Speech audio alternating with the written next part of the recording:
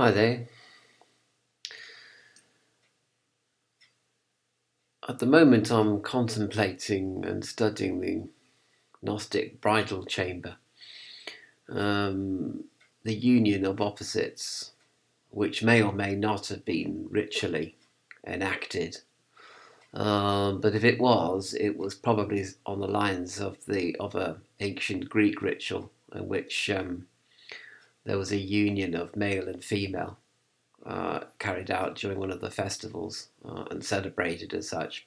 Although it was sometimes it was done symbolically by uniting two masks on a pole. The actual joining together of a celestial female principle and celestial male principle. But I was looking to interpret this in a very in a quite a modern sort of way, and I had in mind also the myth that it's a separation of Adam and Eve, which was the cause of death, and I was also thinking about the principle of separation. You separate two beings or two principles, and each one is isolated from the other. And then the idea is that you bring these two elements together to form a unity again, to restore a unity.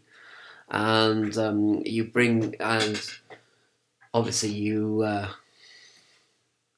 bring the idea of isolation to an end.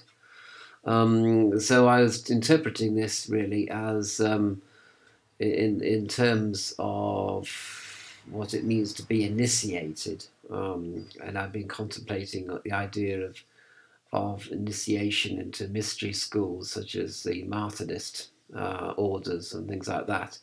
The idea was that the chela or the student goes before the guru or the teacher or the initiator, and they have a dialogue, or it could be several people gathered together to have what the ancient Greeks called a symposium.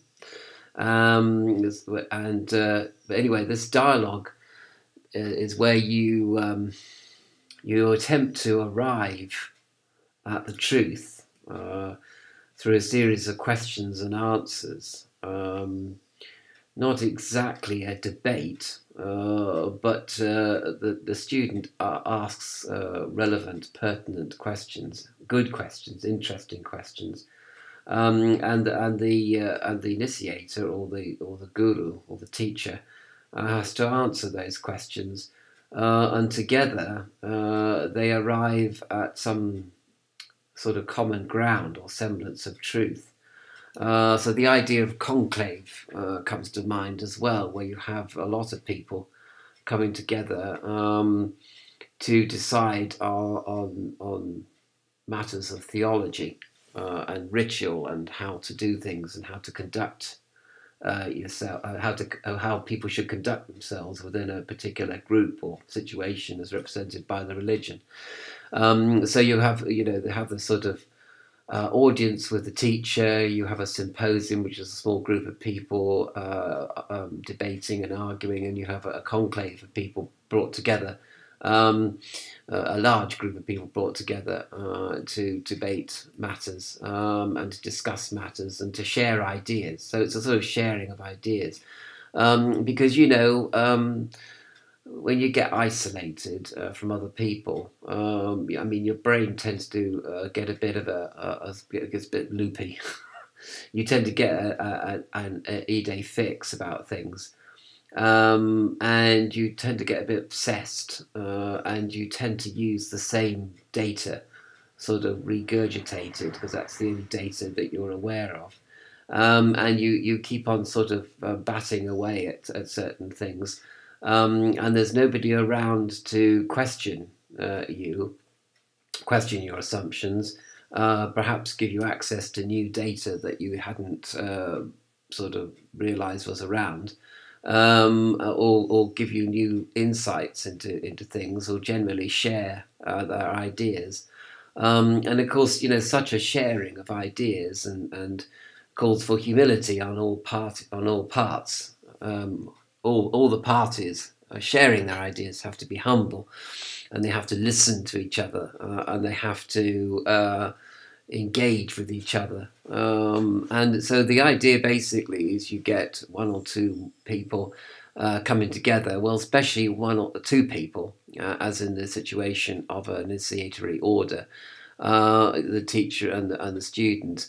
And I suppose that the teacher is the student, and the student is the teacher, ideally.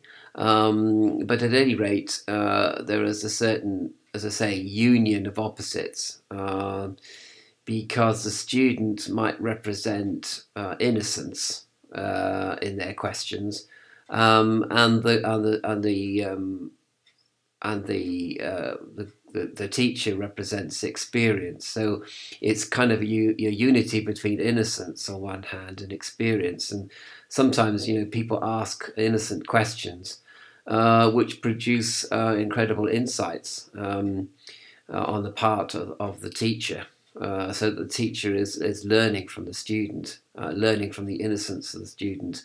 And it may be that the teacher reflects that innocence to the student, but the most important thing is that between them, they kind of hammer out. They hammer out a way of looking at a problem.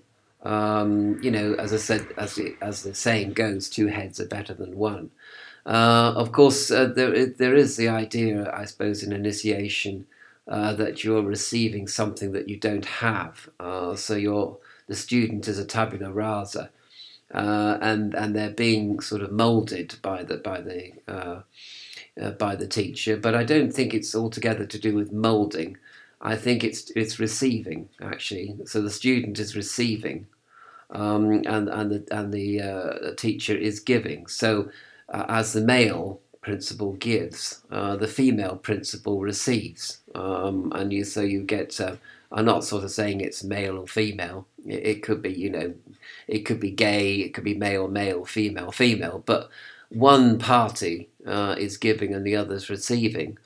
And that's one aspect to the initiation, and the other aspect to the initiation, the other part of the meeting, is a sharing of ideas and an arrival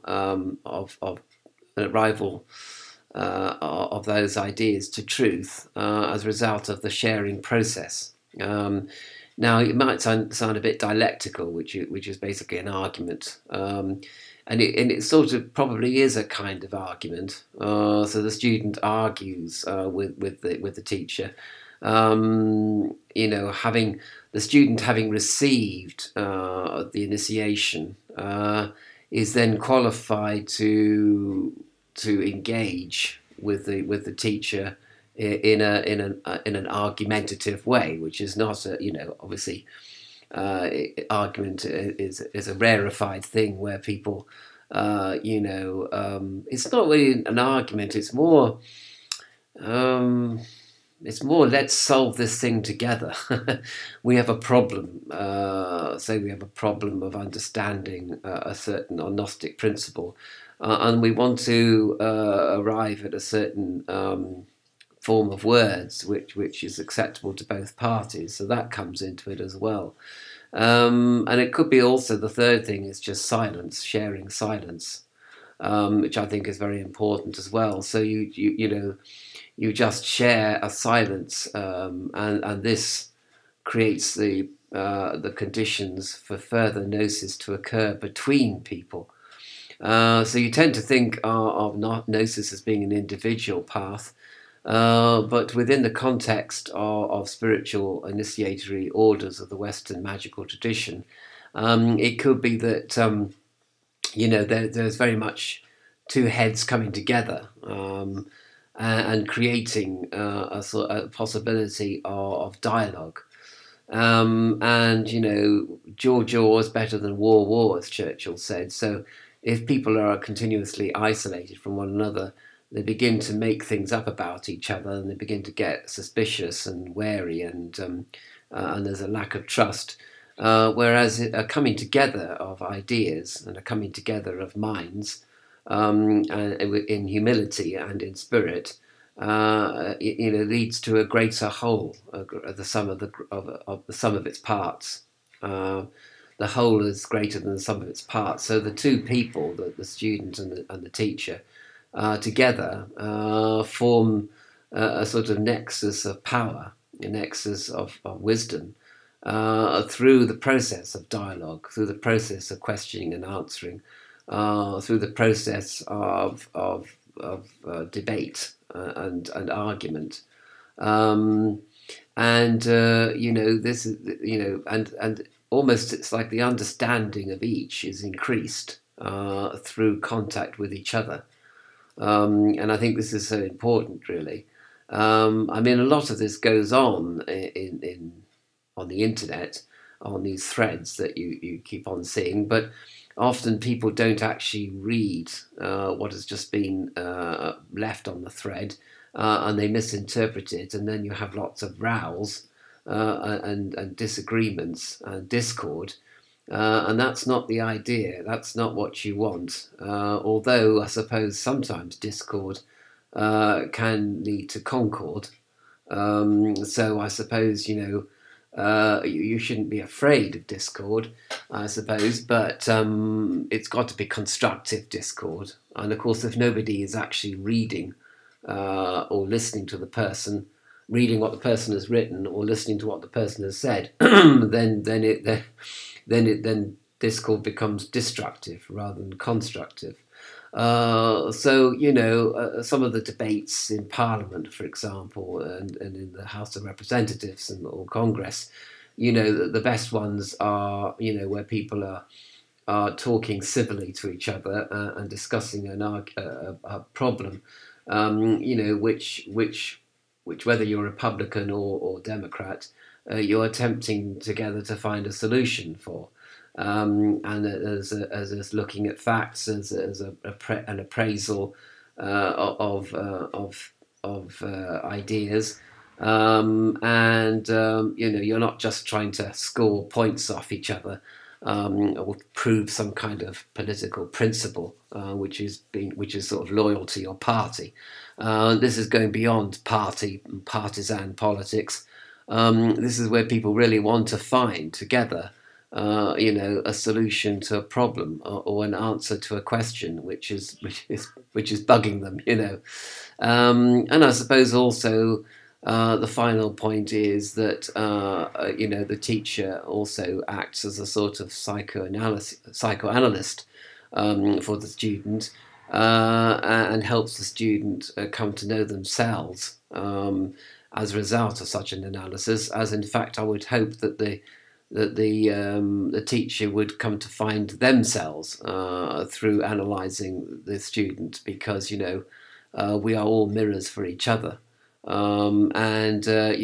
it's not a question of imparting wisdom. It's a question of constructing a shared narrative, a shared wisdom, if you like, between two people or two or more people. And Jesus himself said, where two or three people come together in my name, there they will worship. And of course, there again, the fifth thing is, of course, the student and teacher come together to celebrate and to worship the deity. And this is also important. So you've got these kind of five things. You've got this idea of giving and receiving. You've got this idea of debating. You've got this idea of sitting in silence with each other, and you've got this idea of celebrating the reality of God together. And in this way, you can have a meaningful meeting between student and teacher, and also in that space of companionship and cooperation and unity between opposites, because it could be that the student and the teacher are quite opposite in terms of intellect and outlook and whatever, but you have the union of opposites, and this leads to a breakdown of isolation. which is one of the problems with the lower worlds, the finite worlds of the demiurge, is the isolation that we have. And the fact that isolation leads to the growth of monsters in one's mind, and suspicion, and distrust. Whereas, of course, the thing that you want to establish within a group of people, or between two people, is perfect love and perfect trust, as the Wiccas say. That was kind of my interpretation of all this thing about the bridal chamber, and the bridal chamber is presumably the space, the sacred space, which the student and the teacher create together by being together physically in the same room, and then coming together intellectually and emotionally and spiritually, and coming together like restoring Adam and Eve. That's a sort of symbol that I would use. So there's a restoration of unity, and an end to isolation. So that's kind of my interpretation of the bridal chamber, and the idea of the sacred queen and the sacred king coming together. That's how I would interpret it, sort of in the real world, as it were. Well, I say real world, the world of initiation, the world of the Western magical order, or group, or coven even. I mean, there's plenty of I can think of examples, where within a coven, the high priestess would have a private audience with one of their students, and also act as a counselor, spiritual counselor, of course, and psychoanalyst as well. Although the psychoanalysis is mutual, I think, anyway, or should be mutual. So those are the elements of the bridal chamber, and they come together as a unity within the chamber, within the sacred space, within the space that we all share together, both offline and online. And of course, the final thing is thinking about whether the giving and receiving of a magical current or initiatory current can be done online. And I think it probably can be done online, because, love will find a way. And therefore, the current can be transmitted. It should be transmitted physically, and has been traditionally. But I think in this day and age, especially with the way that the world is going at the moment, with this COVID-19 crisis, is that online initiation and online audiences, and symposia through electronic means might become the norm rather than the exception. So whether or not this is a good or bad thing, I don't know. Which is almost another video, really. But I think, nowadays we're all going to have to be more and more flexible, increasingly flexible about how we meet people and how we interact with people, and to take electronic interactions a little bit more seriously than we have in the past. I, for one, have never really taken internet relationships at all seriously, and I tend to troll, and I tend to flame, and I tend to play mischief, and be an arsehole basically sometimes. But really, perhaps it's the time to start taking electronic connections with people much more seriously. I know a lot of people do, obviously, especially younger people than me. But I need to certainly take them more seriously, I think. And to be a bit more proactive and pro-social, but it has to take place, obviously, within the context of people that you know. And I'm thinking that if people, you already know people because they're part of this of a spiritual organisation, then that's the context, and you sort of know people because everybody is sort of swimming with the same current, as it were.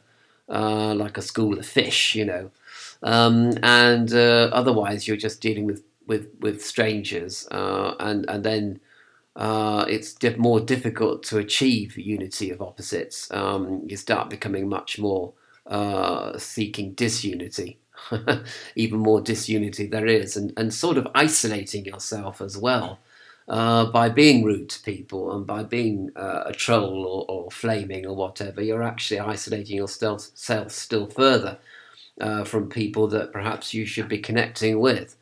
So all these issues sort of crowd my mind as I contemplate the Gnostic bridal chamber.